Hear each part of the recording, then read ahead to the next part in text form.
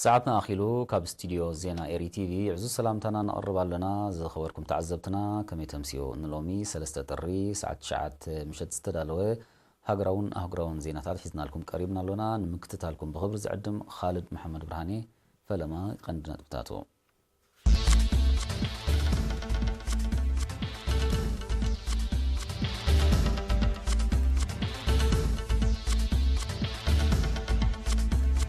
ኤርትራ እንግዶ ዘባዊ ውድድር ኩዕሶ መርበብ ገማግም ባሕሪ ጽባሕ ክጅምር እዮም ሓረስቶት ንዞባ ሽዕብ መንግስቲ ዝገበረሎም ደገፍ ፍረ ጻዕሮም ክሓፍሱ ከም ዝኽኣሎም ገሊፆም ኣብ ከተማ ባረንቱ ዝነጥፉ መንእስያት ሰራሕተኛታት ናብ ቦታታት ልምዓት ዑደት ኣካይዶም ኣብ ከተማ ሞቃዲሾ ንኣልሸባብ ዝውግዝ ሰላማዊ ሰልፊ ተኻይዱ ኣብ ሱዳን ብዘጋጥም ሓደጋ ምውዳቕ ነፋሪት ብውሕዱ 18 ሰባት ሞይቶም ኣሜሪካ ብዘካየደቶ መጥቃዕቲ ኣዛዚ ሓለዋ ሰውራ ኢራን ጀነራል ቃስም ሱሌይማኒ ተቐቲሉ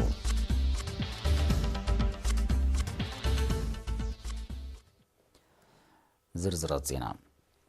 ኤርትራ ንፈለማ እዋን እንግዶ ዘባዊ ውድድር ኩዕሶ መርበብ ገማግም ባሕሪ ጽባሕ ኣብ ገማግም ጉርጉስም ክጅምር እዩ ብዛዕባ እዚ ጋዜጠኛ ሳሙኤል ሃብተ ሚካኤል ብመልክዕ ዜናዊ ጸብጻብ ዘዳለው ትሕዝተሎ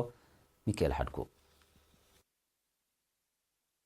ኤርትራ ተእንግዶን ክሳዕ 7 ጥር ዝጸንሕ ዞባዊ ውድድር ኩዕሶ መርበብ ገማግም ባሕሪ ጽባሕ 4 ጥር ኣብ ሰዓታት ንጎ ኣብ ከተማ ባጽዕ ገማግም ጉርጉስም ብወግዒ ክኽፈት እዩ ፕሬዝደንት ሃገራዊ ፌደሬሽን ኩዕሶ መርበብ ኤርትራ አቶ ሚካኤል ተክለ ሚካኤል ንኤሪና ብዝሃቡ ሓበሬቶም ሃገራዊት ጋንታ ኤርትራ ኣብዚ ውድድር ብክልቲኡ ጾታ ክትሳተፍ ምድላዋት ኣጻፊፋ ከም ዘላ ሓቢሩ ብክልተ ጾታ ንኣስታት 2 ወርሒ ዝኾኑ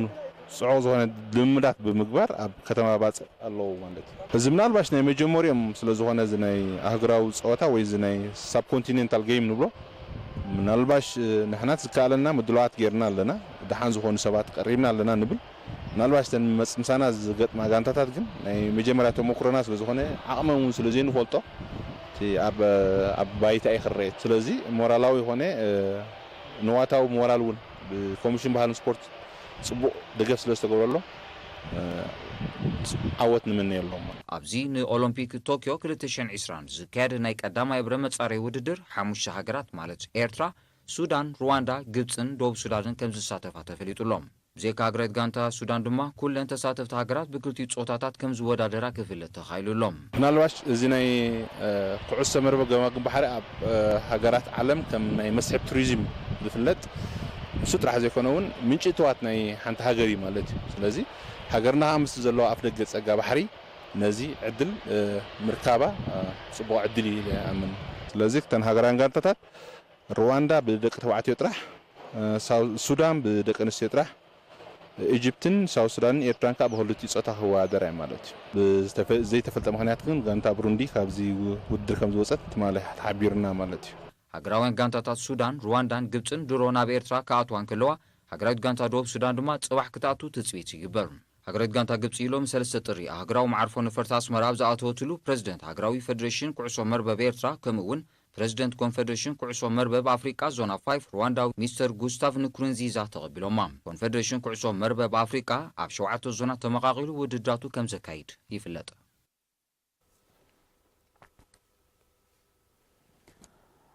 ሓረስቶት ንዞባ ሽዕብ ኣቐዲሞም ኣብ እግራውቶም ብዝገበርዎ ቅድመ ምድለዋት ብሓፈሻ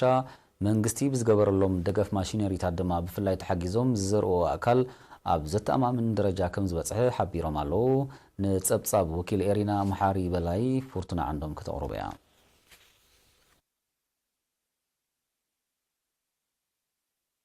ሓረስቶት ዋዲ ላባ ንዞባ ሽዕብ ሩባታት ናብ ግራውቶም ንምእላይ መንግስቲ ዝገበረሎም ደገፍ ፍረ ጻዕሮም ክሓፍሱ ከም ዘኽኣሎም ገሊፆም እቶም ሓረስቶት ምስ ኤሪና ኣብ ዝገበርዎ ቃለ ምሕተት ብዝነበረ ህጡር ክራማት ከበሳን ባሕርን ብሩባታት ማይ ኡለ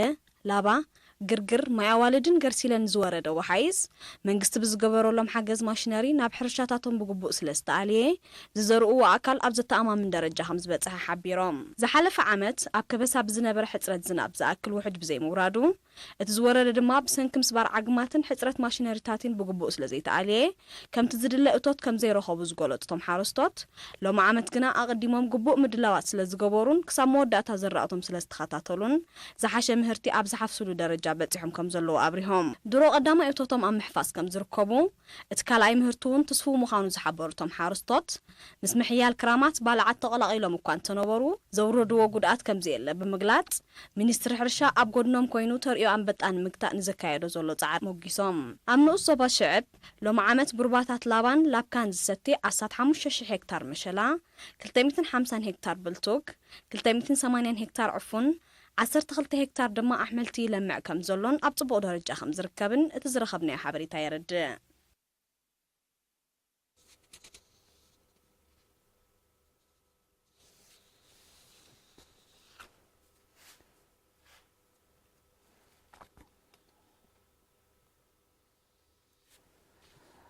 መንእሰያት ሰራሕተኛታት ከተማ ባረንቱ ኣብ ዞባታት ማእከልን ደቡብን ዝሰላሰል ዘሎ ልምዓታዊ መደባት ብኣካል ንምዕዛብ ናይ ክልተ መዓልታት ዑደት ኣካይዶም ወኪል ኤሪና ኢብራሂም ዓሊ ንዘዳለዎ ጸብጻብ ኣዜብ ብርሃነ ኣብ ከተማ ባረንቱ ዝነጥፉ 9 መንእሰያት ሰራሕተኛታት ዲጋታት ምስላምን ጠቐራን ኣብ ከባቢ ዝሰላሰል ዘሎ ሕርሻዊ ልምዓት ብሓፈሻ ምርባሕ ጥሪት ድማ ብፍላይ ከምኡውን ፕሮጀክት ፀሓያዊ ጸዓት ኮሌጅ ስነ ፍልጠት ማይ ነፍሕን ዘጠቓልል ዑደት ብ28-29 ተሓሳስ ኣካይዶም ሓለፈ ሃማቲ ኣብ ንኡስ ዞባ ባረንቱ መንእሰይ ዓብድልዋሃብ ሱሌይማን ኣብ ዝሃቦ ሓበሬታ ቀንዲ ዕላማ ናይቲ መደብ መንእሰያት ካብ ዝነብሩሉ ከባቢ ውፅእ ኢሎም ንዝሰላሰል ዘሎ ልምዓታዊ መደባትን ገስጋሱን ብምዕዛብ ተርኦም ክግንዘቡን ውዳቤ ታቶም ከሕይሉን ከም ዝኾነ ብምጥቃስ ነቲ ዑደት ምስላጥ ኣበርክቶ ንዝገበሩ ኣካላት መንግስቲ ምስጋና ኣቕሪቡ ዑደተኛታት ኣብ ዝሃቦ ሓበሬታ ንኣገዳስነት ናይቲ ዑደት ብምጥቃስ ብኽኢላታት ዝተዋህቦም መብርሂ ኣፍልጦም ምስፋሕ ዓብ ኣስተዋጽኦ ከም ዝነበሮ ብምሕባር በብኸባቢኡ ተመሳሳሊ ዑደት ክውደብ ውፅኢታውነቱ ርኡይ ምዃኑ ገሊጾም ኣብቲ ኣጋጣሚ ኣቦ ወንበር ሃማቲ ኣቶ ሳልሕ ኣሕመዲን ተሳተፍቲ ናይቲ ዑደት ብዛዕባ ህልው ኩነታት ሃገርን ሰራሒ ዘሎ ዕድላትን ኣብ ዘካየዶ ሰሚናር መንእሰያት ዓቕሞም ማዕቢሎም ኣብ ኩሎም ልምዓታዊ መደባት ብንጥፈት ክዋስኡ መድረኽ ዝጠልቦ ከም ዝኾነ ገሊጹ ተቐማጦ ንዞባ መንደፈራ ብሓያል ጻዕሪ ሓረስቶትን ህጡር ክራማትን ኣብ ጽቡቕ ደረጃ ዝበጽሕ ዝራእቲ ብእዋኑ ኣብ ቆፉኡ ንምእታው ዘካየዶ ጻዕርን ዝረኣየዎ ውህደትን ተሞጊሱ ወከልቲ ህዝቢ ኣብ ዝተረኽብሉ ብ31 ታሕሳስ ኣብ ከተማ መንደፈራ ዝተኻየደ ገምጋም ኣቐዲሙ ዝተሰላሰለ ንጥፈታት ምዕቃብ ማይን ሓመድን ከምኡውን ዝኣኸለ ኣካልን ካልእ ዝራእትን ካብ ጽያቕ ማዕጺድን ባልዕን ንምክልኻል ዝተኻየደ ወፈራታት ውፅኢቱ ኣድማዒ ከም ዝነበረ ተገሊጹ ኣመሓዳሪ ንኡስ ዞባ መንደፈራ ኣቶ ህዝቅያስ ውህበት ኣብ ዝሃቦ መግለጺ ኣብ 2019 ልዕሊ 28,000 ጉልበት ዝተሳተፎ ወፈራታት ምእካብ ምህርትን ኣስታት 285,000 ህዝቢ ዝተሳተፎ ንጥፈታት ምዕቃብ ማይን ሓመድን ከባብያዊ ጽሬትን ከም ዝተሰላሰለ ኣብሪሁም ነበርቲ 5 ዓድታት ሕጽረት መምሃር ክፍልታት ንምፍታሕ ብዝወሰድዎ ተበግሶ ብኣስታት 4 ሚልዮን ናፋ ጸገማቶም ከም ዘቃለሉ ዝሓበረ ኣቶ ህዝቅያስ ኣብ ዓዳን ዝባን ዑናን ብመንግስቲ ዝተሰርሑ ንኣሽቱ ዲጋታት ኣብ ምዕቃብ ማይን ሓመድን ብሓፈሻ ምቁፅጻር ፍግረ መሬት ድማ ብፍላይ ዓብዪ ኣበርክቶ ከም ዝገበሩ ብምጥቃስ ተመሳሳሊ ንጥፈታት ክድፍኣሉ ተላብዮም ብዘይካዚ 25,000 ፈልስታት ገረብ ኣብ ዝተፈላለየ ከባቢታት ከም ዝተተኽለ በሪሆም ተሳተፍቲ ኣብ ዝሃቦ ርእቶ ዕደላ መሬት ጤሳ ክቀላጠፍ ኣብ ውሽጢ ከተማን ከባቢታትን ተባሕጊጉ ዘሎ ጽርግያታት ጽገና ክግበረሉ ናብ ዓድታት ዝኣቱ ጽርግያታት ኣቓልቦ ክወሃቦ ከምኡውን ኣገልግሎት ኣምቡላንስ ክሰፍሕ ድበት ዝመላ ዒላታት ንምጽራግ ድማ ናይ ማሽነሪ ደገፍ ክግበር ዝብል ርእቶታት ኣቕሪቦም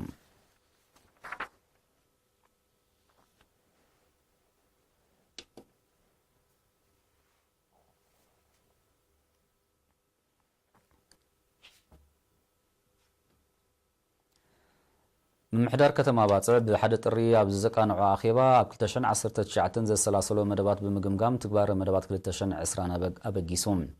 ኣመሓዳሪ ከተማ ባጽዕ ኣቶ ሃይለ ኣስፋሃ ኣብ መድያት ጥዕና ትምህርቲ ቀረብ ማይን ኤሌክትሪሲቲን ከምኡውን ሕርሻ ወፈራታት ማእቶት ጽሬት ኣከባቢ ምግራብን ካልእ ናይ ዝተሰላሰለ ንጥፈታትን ዝነበረ ብድሆታትን መግለጺ ኣቕሪቡን ተታሒዙ ዘሎ መደባት ገሊጹን ኣብ ምምሕዳራት ከባቢ እምበረሚ ሕርጊጎን ደጎልን ዝካየድ ዘሎ ኣድማዕ ንጥፈታት ምዕቃብ ሓመድን ማይን ኣብ ዝተኣቲ ዘሎ ሓድሽ ዓመት ብዝሰፍሐ ክስራሓሉ ምዃኑ ጠቒሱ ድማ ምምሕያሽ መነባብሮ ዜጋታት ናይ ቀዳምነት ከም ዝኾነ ገሊጾም ተሳተፍቲ ብወገኖም ናህሪ ሃላኺ ኣቕሑ መውረርያ ክግበረሉ ኣሃዱ ምጥፋእቲ ሓዊ ዳግማይ ክወዳደብ ኩነታት ምሕረድ ስጋ ክመሓየሽ ናይ መጓዓዝያ ሕፅረት ዘለዎን ምምሕዳራት ሕርጊጎን እምበረምን ፍታሕ ክካየደለን ሆስፒታል ግራር ቆላሕታ ክግበረሉ ጽጉማትን ኣረጋውያንን ዝሕገዝሉ ባይታ ክፍጠር ዝብሉን ካልኦትን ርእቶታት ኣቕሪቦም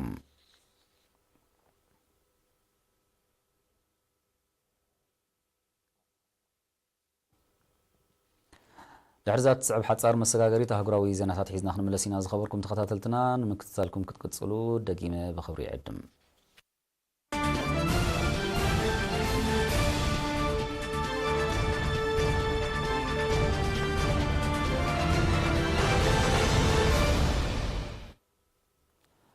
ኣብ ከተማ ሞቃዲሾ ንኣሸባብ ዘወግዝ ሰላማዊ ሰልፊ ክካየድ እንከሎ ፍሉያት ሓይልታት ሶማል ብዘካየድዎ ስርሒት ድማ 20 ዕጡቃት ኣልሸባብ ተቐቲሎም ሻም ተወልደ ዘዳለዎ ዜናዊ ጸብጻብ ኣሎ ይስዕብ ኣብ ከተማ ሞቃዲሾ ነቲ ዝሓለፈ ቀዳም 30 ታሕሳስ ዝተኻየደን ህይወት ልዕሊ 9 ሰባት ዝቐዘፈን ሽበራዊ መጥቃዕቲ ዝቃወም ሰላማዊ ሰልፊ ብኽልተ ጥሪ ተኻይዱ ሰልፈኛታት ህዝቢ ሶማል ሓድነቱን ሰላሙን ንምዝራግ ንዝህቅኑ ብሓባር ክቃለሶም ዝጽውዕ ጭርሖታት ከም ዘቃልሑ ተገሊጹ ሙሉእ ሓላፍነት ናይቲ መጥቃዕቲ ዝወሰደ አልሸባብ ኣብ ዘውፅኦ መግለጺ እቲ መጥቃዕቲ ኣብ ህንጸት ጽርግያ ንዝተዋፈሩ ቱርካውያን ዕላማ ዝገበረ ምንባሩ ብምሕባር ኣብ በርጌስ ሶማልያውያን ንዝወረደ ጉድኣት ይቕረ ተሓቲቱ ኣብ ወርሒ ጥቅምቲ 2017 በቲ ሽበራዊ ሓይሊ ድሕሪ ዝተኻየደን ህይወት ልዕሊ 500 ነበርቲ ሞቃዲሾ ዝቐዘፈን ሽበራዊ መጥቃዕቲ ቦምባውን ተመሳሳሊ ሰላማዊ ሰልፊ ተኻይዱ ምንባሩ ይዝከር አልሸባብ ንመንግስታዊ መሓውርን ኣብቲ ሃገር ተዋፊሩ ዝርከብ ዓቃብ ሰላም ሰራዊት ሕብረት ኣፍሪቃን ዝዓለመ መጥቃዕትታት ብተደጋጋሚ ከካይድ ምጽንሑ ዝሕብሩ ጸብጻባት ቀንዲ ግዳያት ናይቲ መጥቃዕትታት ግን በርጌስ ምዃኖም ይጠቕሱ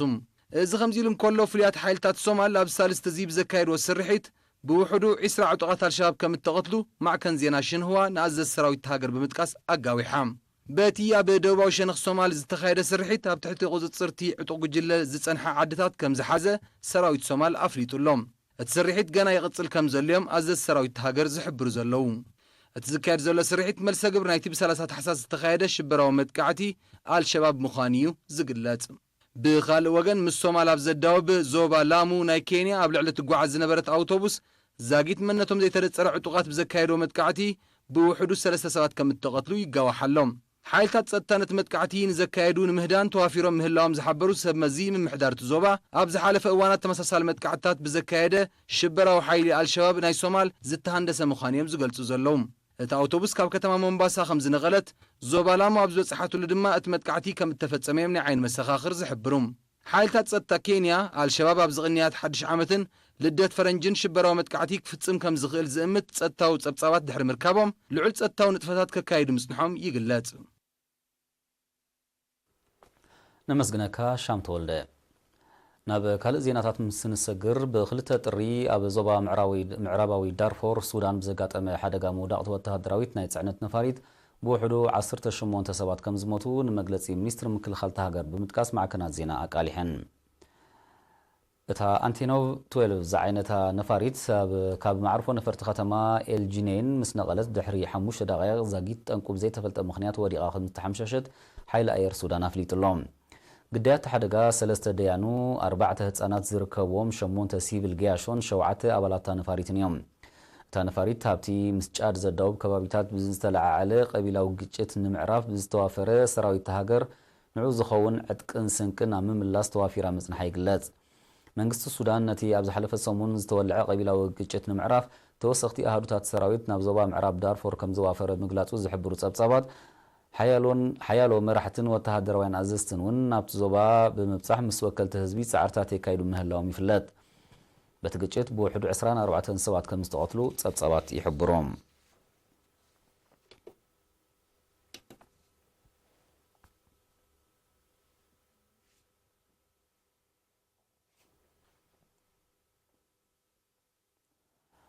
ኣሜሪካ ትማል ክልተ ጥሪ ኣብ ኢራቅ ብዘካየደቶ መጥቃዕቲ ኣየር ኣዛዚ ኣብ ሓለዋ ሰውራ ኢራን ዝኾነ ጀነራል ቃስም ሱሌይማኒ ተቐቲሉ እቲ ብትእዛዝ ፕሬዚደንት ዶናልድ ትራምፕ ዝተኻየደ መጥቃዕቲ ኢራቃውያን ሰልፈኛታት ኣብ ከተማ ባግዳድ ንዝርከብ ኤምባሲ ኣሜሪካ ድሕሪ ምጥቃዖም እዩ ዝስዕብ ዘሎ በቲ መጥቃዕቲ ኣየር ኣዛዚ ምልሻ ኢራቅ ዝርከቦም ዛጊት ቁጥሮም ብልክዕ ዘይተፈልጠ ሰባት ከም ዝተቐትሉን ብርክት ዝበሉ ኣብ ትሕቲ ቀይዲ ከም ዝኣተውን ይግለጽ ኣሎ ኣሜሪካ ጀነራል ቃስም ሱሌይማኒ ቀንዲ ሃንዳስ ናይቲ ኣብ ኢራቅ ዝካየድ ዘሎ ተቃውሞታትን ሃንዳስ ናይቲ ኣብ ልዕሊ ኤምባሲ ዝተኻየደ መጥቃዕትን ከም ዝኾነ ያትወቅስ በዚ ድማ ቅትለት ናይቲ ጀነራል ኣብ ኢራቅ ዝካየድ ዘሎ አንጻራ ዝቕንዕ ተቃውሞታት ክሃድእ ከም ዝኽእል ትገልጽ ኣላ ጀነራል ቃስም ሱሌይማኒ ካብ 1998 ናትሒዙ ነቶም ብብርጌድ አልቁድስ ዝፍለጡ ፍሉያት ሓይልታት ኢራን ክመርሕ ዝጸንሐን ብህዝብን መንግስትን ኢራን ልዑል ተቐባልነት ዝነበሮን ኣዛዚ ምዃኑ ይሕበር ምምሕዳር ትራምፕ ንሓለዋ ሰውራ ኢራን ብሓፈሻ ብርጌድ አልቁድስ ድማ ብፍላይ ዝሓለፈ ዓመት ኣብ መዝገብ ሽበራውያን ከም ዘስፈሮ ጸብጻባት ይጠቕሱ ሃይማኖታዊ መራሒ ኢራን አያቱላህ ዓሊ ኸማኒኢ ብኣሜሪካ ዝተኻየደ መጥቃዕቲ ኣብ መንጎ ክልቲአን ሃገራት ንዝጸንሐ ፖለቲካውን ወተሃደራውን መፍሕፋሕ መሊሱ ከም ዘጋድዶ ብሰለስተ ጥሪ ኣጠንቂቖሎም ኢራን ናይት መጥቃዕቲ መልሰ ግብሪ ክትብ ከም እትኽእል ተንተንቲ ዞባ ማእከላይ ምብራቕ ዝእምቱ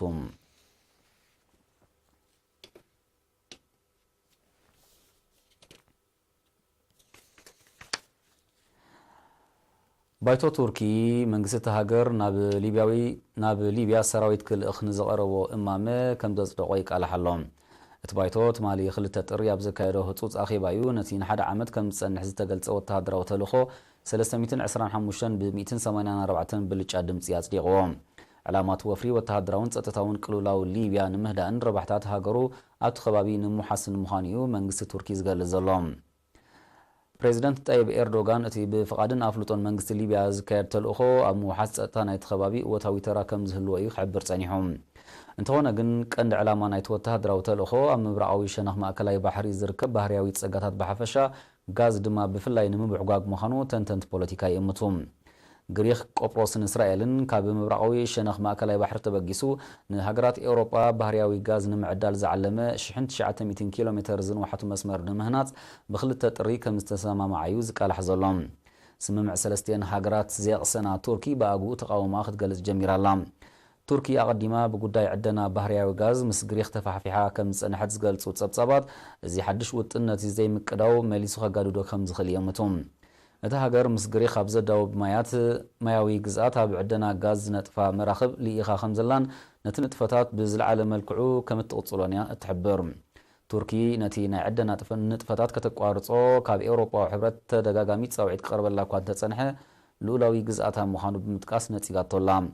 ባህርያዊ ጸጋታት ንምግሓጥ ኣብ ምብራቓዊ ሸነኽ ማእከላይ ባሕሪ ዝግበር ዘሎ ምሽብሻብ ንጸጥታ ከባቢ ብሓፈሻ ናይ ሊብያ ድማ ብፍላይ ኣብ ተወሳኺ ቅልውላው ክሸሞ ከም ዝኽእል ናይ ቀረባ ተዓዘብቲ የጠንቅቑ ኣለዉ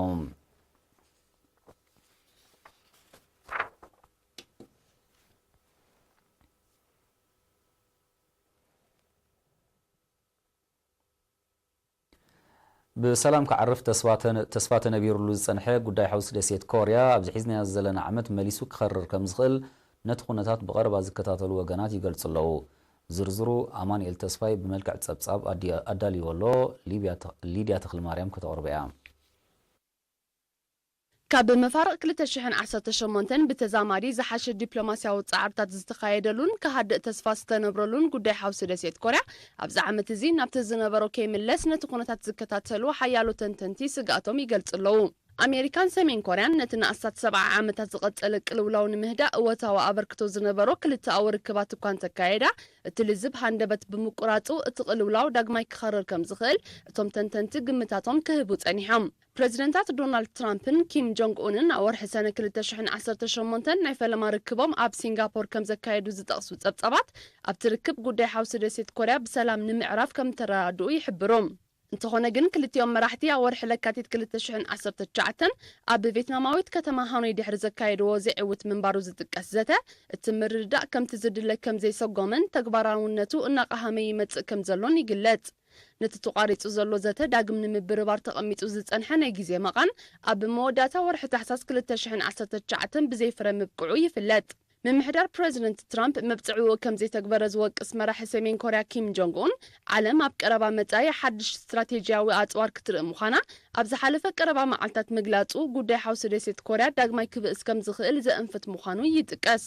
ሰሜን ኮርያ ኣብ 2019 ብርክት ዝበለ ፈተነታት ሚሳይል እኳ እንተካየደት ምምሕዳር ፕሬዚደንት ትራምፕ ዝጥቀስ ኣቓልቦ ክህቦ ከም ዘይጸንሐ ይግለጽ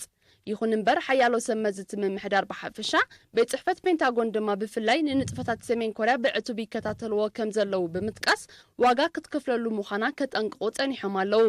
መራሒ ሰሜን ኮርያ ኪም ጆንግ ኡን ሃገሩ ሉዓላውነታ ንምውሓስ ዶብ ሰገር ባሊስቲክ ሚሳይል ክትፍትን መደብ ከም ዘለዋ ምሕባሩ ዝፍለጥ ኮይኑ ፕሬዚደንት ትራምፕ ነቲ ፈተነ ሸለሊሉ ክሓልፎ ከም ዘይክእል ብኣግኡ ግምታት ኣሎ እቲ መደብ ተግባራዊ እንተኾይኑ ኣሜሪካ ኣብ ልዕሊ ሰሜን ኮርያ ሓድሽ ቁጠባዊ እገዳ ከተጸድቕ ከም እትኽእል ከም ሳዕቤኑ ድማ ዲፕሎማስያዊ ዝምድንአን ናብቲ ቅድሚ 2018 ዝነበሮ ክምለስ ከም ዝኽእል ይእመት ኣሜሪካ ኣቐዲማ ኣብ ልዕሊ እቲ ሃገር ዘጽረቐቶ እገዳ ከተልዕሎ ንዝቐረበላ ተረጋጋሚ ጻውዒት ግዜኡ ከም ዘይኣኸለ ብምሕባር ክትነጽጎ ጸኒሓላ እዚ ከምዚ ኢሉ እንከሎ ምስ ኣሜሪካ ወተሃደራውን ጸጥታውን ዝምድና ዘለወን ጃፓንን ደቡብ ኮርያን ምምሕዳር ፕሬዚደንት ትራምፕ ኣብ ልዕሊ ሰሜን ኮርያ ጥቕጥቕ ክገብር ተረጋጋሚ ጻውዒት የቕርባ ምህላወን ይፍለጥ ወተሃደራዊ ገስጋስ ሰሜን ኮርያ በሓፈሻ ኒውክሌሳዊ ንጥፈታት ድማ ብፍላይ ኣብ ልዕሊ ተንጎረባብቲ ሃገራት ጸጥታዊ ስጋት ከም ዝፈጥር ዝሕብሩ ናይ ቀረባ ተዓዘብቲ ህላዋ ኣሜሪካ ኣብቲ ዞባ ከም ዘገድሰን ይገልጹ። ጃፓንን ደቡብ ኮርያን ካብ ሰሜን ኮርያ ክመጽእ ንዝኽእል ስጋት ንምምካት ኣብ መሬተን ወተሃደራዊ መደበራት ኣሜሪካ ክድኮን ብምፍቃድ ኣሽሓት ወተሃደራት ኣስፊረን ምህላውን ይፍለጥ። እቲ ሰራዊት ካብቲ ዞባ ክወጽእ ካብ ዜጋታተን ከይተረፈ ተደጋጋሚ ጻውዒት ክቐርብ እኳ እንተጸንሐ ጃፓንን ደቡብ ኮርያን ግና ከተግብርኦ መደብ ከም ዘይብለን ምስ ኩነታት እቲ ከባቢ ቅርበት ዘለዎም ወገናት ይገልጹ። ህላወት ሰራዊት ጉዳይ ሓውሲ ደሴት ኮርያ ኣብ እዋኑ ብሰላም ክዓርፍ ዘሎ ተኽእሎ ጸቢብ ምዃኑ ከም ዘመልክት እዮም ወተሃደራውያን ተንተንቲ ዝእምቱ። ቅልውላው ሓውሲ ደሴት ኮርያ ካብ 1950ታት ጀሚሩ ፈኸም ይብል ከም ዘሎ ይፍለጥ። መንግስቲ ኢንዶኔዥያ ኣብ ርእሰ ከተማ ጃካርታን ከባቢኣን ዝወቅዕ ዘሎ ብርቱዕ ዝናብ ብምክታእ ሳዕቤናቱ ንምንካይ ብቴክኖሎጂ ተሓጊዙ ሰሪቡ ንዘሎ ደበና ንምብታን ጻዕርታት ክካየድ ጀሚሩ። ክኢላታት ኩነታት ኣየር ሃገር ብዛዕባ እዚ ኣብ ዝሃብዎ መግለጺ ብርቱዕ ዝናብ ክሳብ 7 ጥሪ ክቕጽል ከም ዝኽእል ትንቢት ኩነታት ኣየር ከም ዘሎ ብምሕባር ብቴክኖሎጂ ዝካየድ ምብታን ደበና ካብ 3 ጥሪ ክትግበር ምዃኑ ኣፍሊጦም።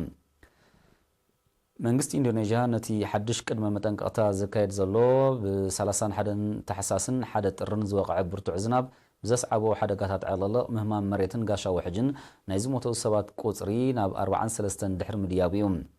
ኣብ ኢንዶኔዥያ ብቴክኖሎጂ ዝተደገፈ ምብታን ሰርቢ ደበና ሓድሽ ከም ዘይኮነን ኣብ ምጥፋእ ባርዕ መሮድ ብተደጋጋሚ ከም ዝጥቀሙሉ እዩ ዝንገር። ፕሬዚደንት ኢንዶኔዥያ ጃኮ ዊዶዶ ተኸሲቱ ዘሎ ብርቱዕ ዝናብ ብዛዕባ ዘስዓቦ ዕለቕለቕ ኣብ ዝሃቦ መግለጺ ቀንዲ ጠንቂ ናይ ተወሪዱ ዘሎ ሰብኣውን ንዋታውን ክሳራ ኣብ ምውጋድ ዕለቕለቕ ዘገልግል ትሕተ ቅርጺ ብምድንጓዩ ከም ዝኾነ ወቒሱ። ፕሬዚደንት ዊዶዶ ዝሓለፈ ዓመት ኣብ ዝሃቦ መግለጺ ከተማ ጃካርታ ብልዕሊ ዓቐን መጠን ተቐማጦ ኣብ ርእሲ ምጭንናቓ ብተደጋጋሚ ምንቅጥቃጣት መሬትን ዕለቕለቕን ከም እትጥቃዕ ርእሰ ከተማ ሃገር ናብ ዞባ ምብራቕ ካሊማንታ ክቕይራ ከም ዝወሰነ ጸብጻባት ይሕብሩ።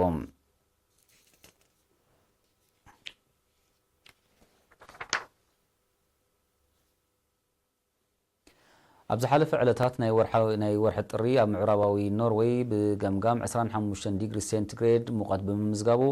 እታ ወርሒ ኣብ ታሪኽ ሃገር ዝሞቐት ክትከውን ከም እትኽእል ተኣሚቱ።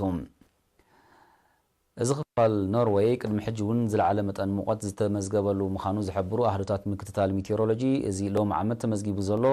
ኣብ ሃገራት ስካንዲኔቭያ እውን ክብረ ወሰን ናይ ወርሒ ጥሪ ዝሓዘ ምዃኑ ገሊጾም።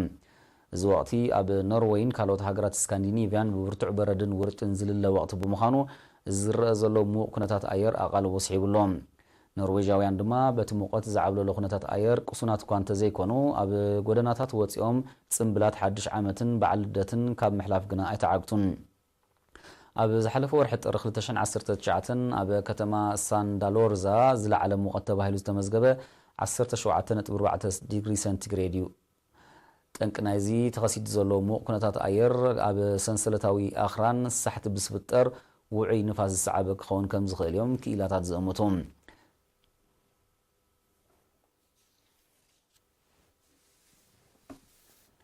زخبركم تخطات لتنا نزع لزتدالو زينا ومسنادونا بستفاد سيملو بروح مشت